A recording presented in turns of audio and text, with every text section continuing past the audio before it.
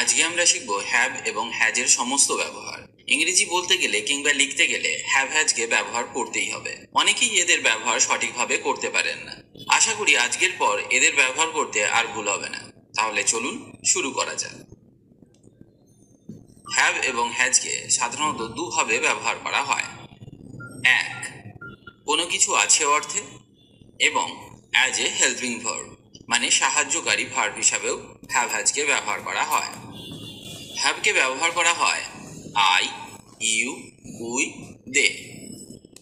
তাহলে আপনাকে মনে রাখতে হবে হ্যাভকে ব্যবহার করা হয় আই, ইউ, উই এবং দে এর সাথে। For example, I have a book. I have a book, আমার একটি বই আছে। আবার you have a book. You have a book, তোমার একটি বই আছে। তাহলে প্রথমে আমরা আই এর সাথে হ্যাভকে ব্যবহার করলাম, তারপরের উদাহরণে ইউ এর সাথে হ্যাভকে ব্যবহার করলাম। We have a book. We have a book, আমাদের একটি বই আছে। They have a book. They have a বুক, তাদের একটি বই আছে। আবার উই হলো first person but plural number, কিন্তু দে হলো থার্ড পারসন প্লুরাল নাম্বার। তাহলে আমরা এখানে শিখলাম আই, ইউ, উই এবং দে এর সাথে হ্যাভকে ব্যবহার করব। একটু আগেই আমরা শিখেছি কোনো কিছু আছে অর্থে হ্যাভ এবং হ্যাজকে ব্যবহার করা হয়। যেমন আমার একটি বই আছে, আমার একটি গাড়ি আছে, আমার একটি ল্যাপটপ আছে, তার একটি মোবাইল আছে। এরকম আছে অর্থে বোঝালে আমরা হ্যাভ এবং হ্যাজকে ব্যবহার করতে পারি। এবার চলুন শেখা যাক হ্যাজের ব্যবহার। হ্যাজকে ব্যবহার করা হয় হি, সি, ইট এবং যে কোনো নামের সাথে। তাহলে আপনাকে মনে রাখতে হবে হ্যাজকে ব্যবহার করা হয় হি, সি, ইট এবং যে কোনো নামের সাথে। যেমন he has a book. He has a book, তার একটি বই আছে। She has a book. She has a book, তার একটি বই আছে। আমরা জানি ইংরেজি করতে গেলে ছেলেদের ক্ষেত্রে আমরা হিকে ব্যবহার করি এবং মেয়েদের ক্ষেত্রে আমরা শিকে ব্যবহার করি। It has to wings. It has to wings, এর দুটি ডানা রয়েছে। জন হ্যাজ এ বুক।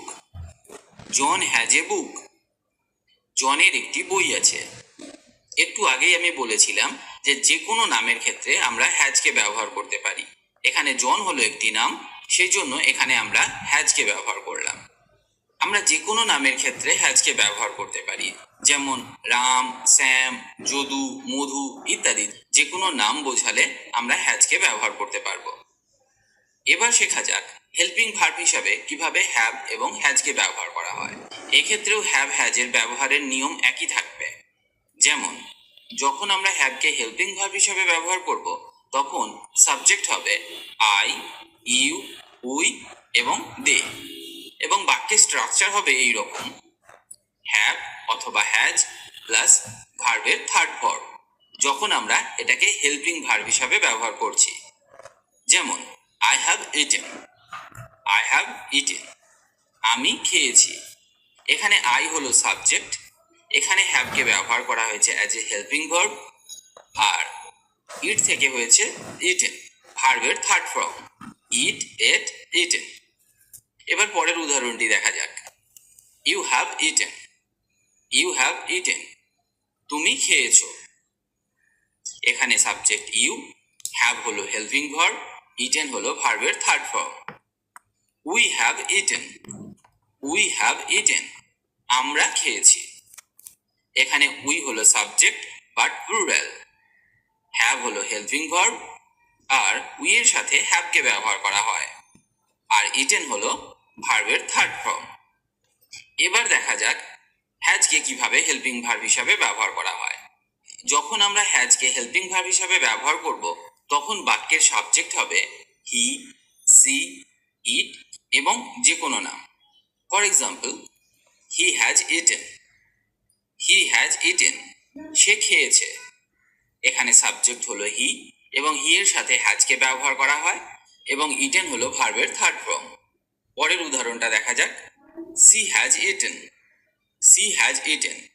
আমি একটু আগেই বলেছি যে মেয়েদের ক্ষেত্রে আমরা সিকে ব্যবহার করি এবং সি এর সাথে হ্যাজকে ব্যবহার করা হয়। সি হ্যাজ ইটেন, সে খেয়েছে। আশা করি আমি আপনাকে এটা শেখাতে পেরেছি যে কিভাবে হ্যাভ এবং হ্যাজকে হেল্পিং ভার্ব হিসাবে ব্যবহার করা হয় এবং কোন কোন সাবজেক্টের ক্ষেত্রে হ্যাভকে ব্যবহার করা হয় আর কোন কোন সাবজেক্টের ক্ষেত্রে হ্যাজকে ব্যবহার করা হয়।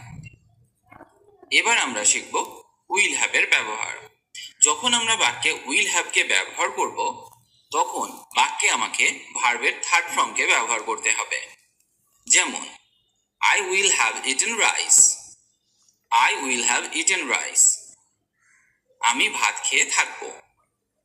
আমি ভাত খেয়ে থাকবো। You will have eaten rice. You will have eaten rice.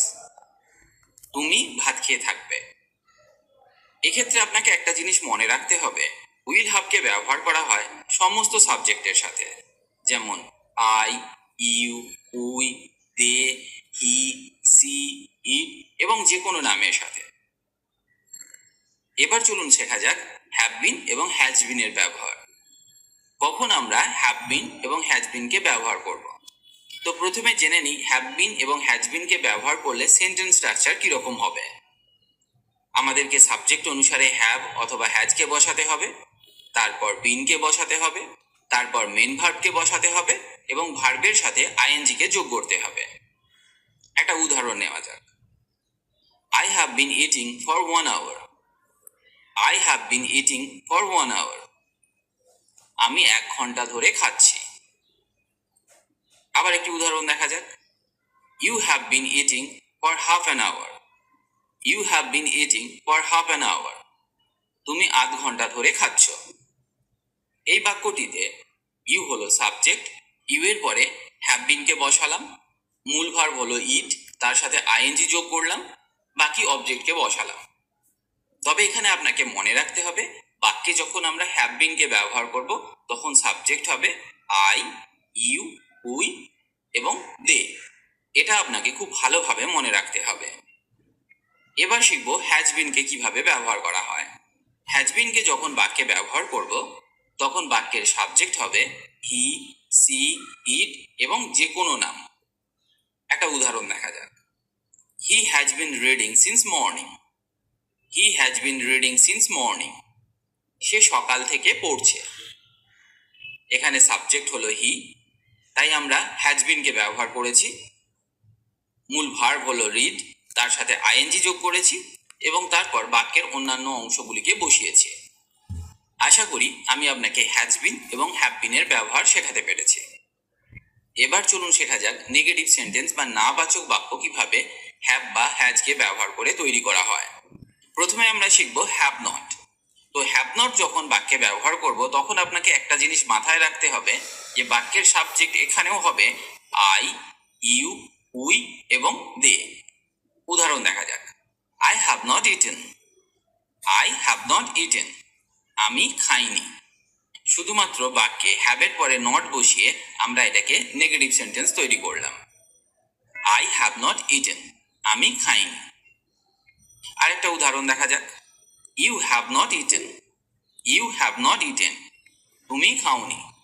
আমরা আগেই বলেছি ইউ এর সাথে হ্যাভকে ব্যবহার করা হয়।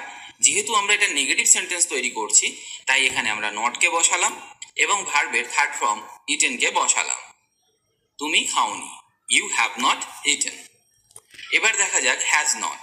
হ্যাজ নটকে যখন বাক্যে ব্যবহার করব তখন সাবজেক্ট হবে হি, সি, ইট, নেম মানে যে কোনো নাম। যেমন he has not eaten. He has not eaten, সে খায়নি। এবার শিখব will not have. Will not have.